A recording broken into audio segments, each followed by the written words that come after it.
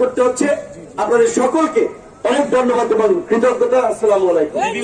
গত 16 বছরে আওয়ামী লীগের দুঃশাসনে মানুষের উপরে যে জুলুম চলেছে, নির্যাতন নিপীড়ন চলেছে, সেই ফাঁসিবাদী চেহারা রাষ্ট্রে যেন আর ফিরে না আসে, সেজন্য আমাদের জনগণের সচেতন হতে হবে, জনগণকে ঐক্যবদ্ধ থাকতে হবে এবং ফ্যাসিস্ট শক্তি যখনই মাথা তুলে দাঁড়াবে তার বিরুদ্ধে দাঁড়াতে হবে। যেই ফ্যাসিবাদের বিরুদ্ধে আমরা লড়াই সংগ্রাম করেছি, আবার তারা যদি সুযোগ পায়, তাহলে আজকে যারা লড়াই সংগ্রাম করেছে আবার তারাই কিন্তু এক সময় ভোগান্তিতে পড়বে। 16 বছরের ফ্যাসিবাদ হটাতে গিয়ে অনেক মানুষকে রক্ত দিতে হয়েছে, জীবন দিতে হয়েছে।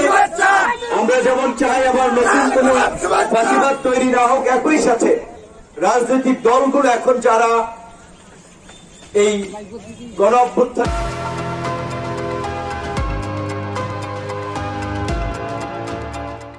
শক্তি হিসেবে মানুষের কাছে পরিচিত, তাদের মধ্যেও যেন ফ্যাসিবাদী চরিত্র না তৈরি হয়।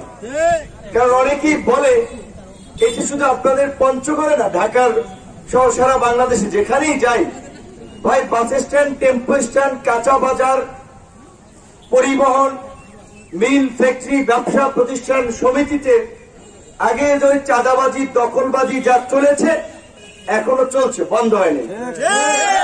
ব্যক্তির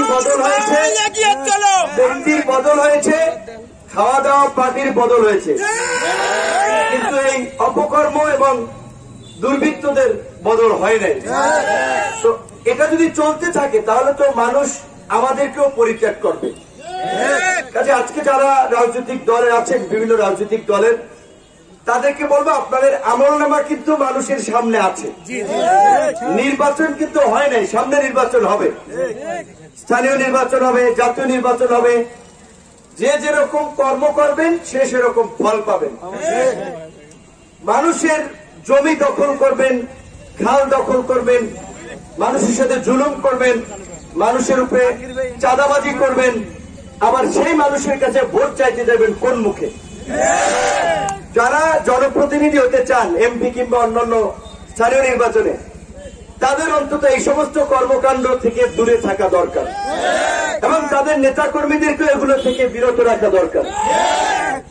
আমরা গণ অধিকার পরিষদ, আপনারা জানেন, বাংলাদেশে আওয়ামী দুঃশাসনে যখন প্রতিষ্ঠিত রাজনৈতিক দলগুলো কোন ঠাসা, যখন অনেকে হাল ছেড়ে দিয়েছিল, সেই সময় ঢাকা বিশ্ববিদ্যালয় থেকে আমরা আওয়াজ তুলেছিলাম।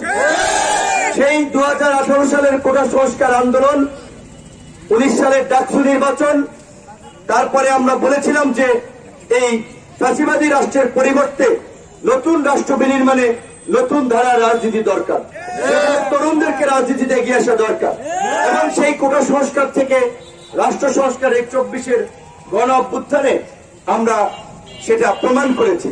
আজকে পঞ্চগড়ের মানুষ যদি স্বস্তি সহকারে জীবনযাপন করতে পারে, মানুষের জীবন মানের উন্নয়ন হয়, তাহলে এই পরিবর্তন সার্থক হবে। আমরা সেটার জন্য কাজ করছি।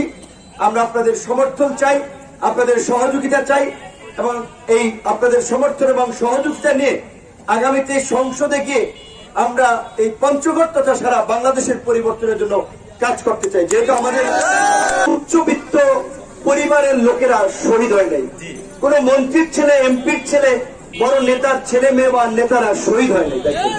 শহীদ হয়েছে কৃষক, শ্রমিক, মেহনতি মানুষ, যারা এমপি হবে না, মন্ত্রী হবে না, দেশপ্রেমের টানে রাস্তায় নেমেছিল, অন্যায় থেকে সহ্য করতে পারে তারা রাস্তায় নেমেছিল।